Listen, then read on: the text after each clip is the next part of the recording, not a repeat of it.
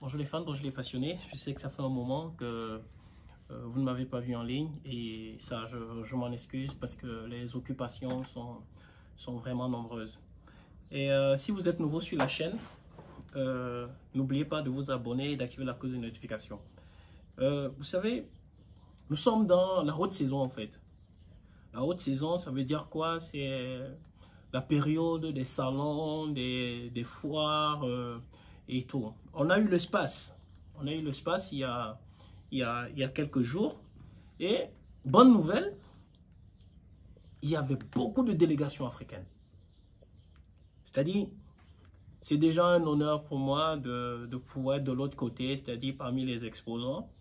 Mais je dois avouer qu'il y avait beaucoup de délégations africaines. Beaucoup, beaucoup, beaucoup.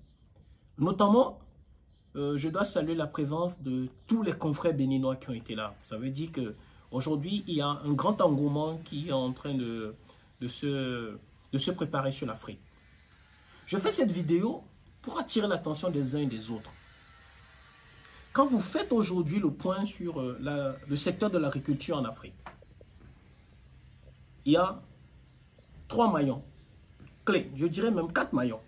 Il y a le maillon intrant, il y a le maillon production, il y a le maillon transformation et il y a le maillon commercialisation, distribution. Faites de constater qu'aujourd'hui, la forme de filière fait en sorte que toute notre activité est basée sur le maillon production. Et les secteurs dans lesquels je veux dire, les Africains sont le moins représentés et où on a une faible participation, c'est le secteur de l'intrant, le secteur de la transformation et le secteur de la distribution. Or, ce sont ces secteurs-là qui bâtissent l'économie d'un pays. Ce sont ces secteurs-là qui ramènent la plus-value.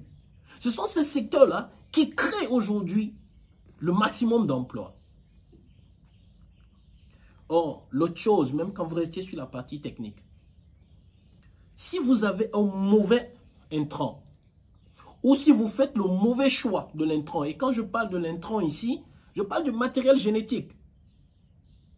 Je parle de la plante, qui est un matériel génétique végétal, ou je parle des animaux, qui est un matériel génétique animal.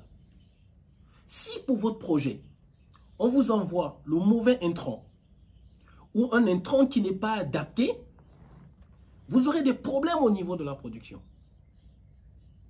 Et par ricochet, vous ne pourriez pas être plus que rentable que ça. Vous aurez des problèmes là. Les autres maillons seront faussés. Il n'y aura pas de distribution, ou la distribution sera faible.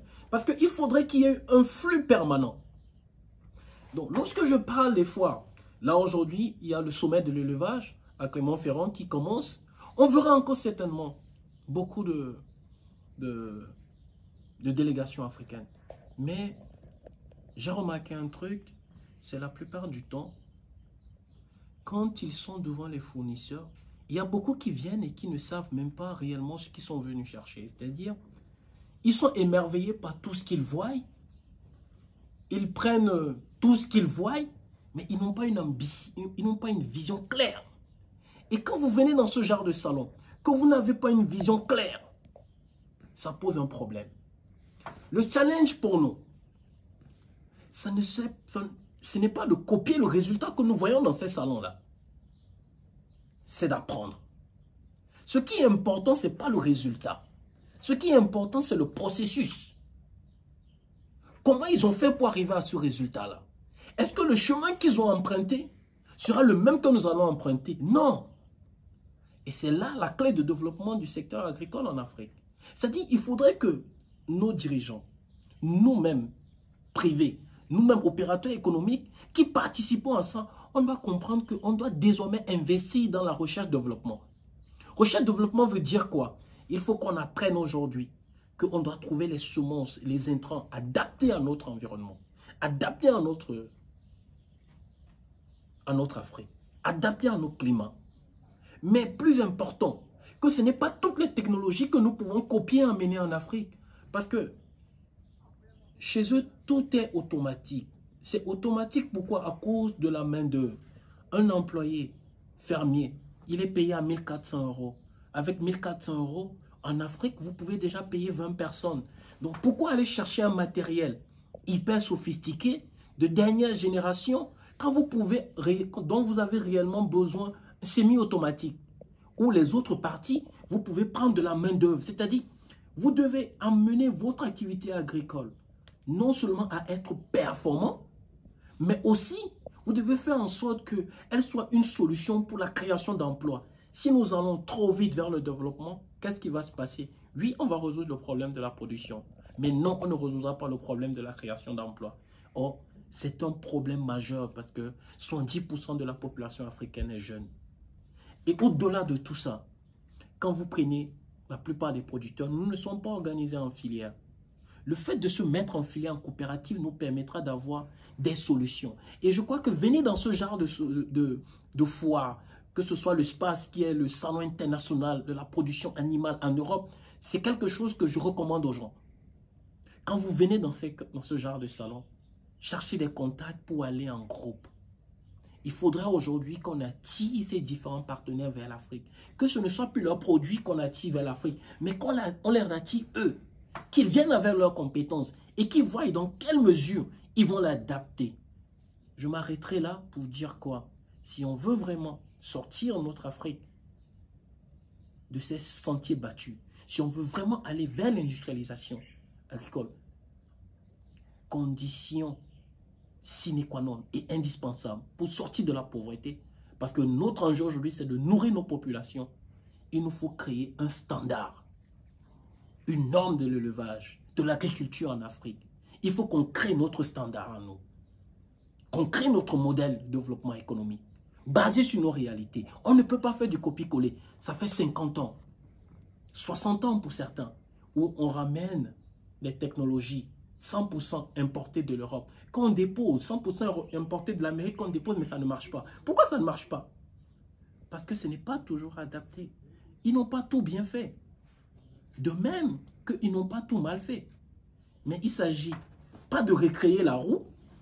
C'est vrai, on a 100 ans de retard, comme certains le disent, oui. Mais c'est 100 ans que nous pouvons rattraper en 10 ans. En quoi faisant? En allant chercher la compétence.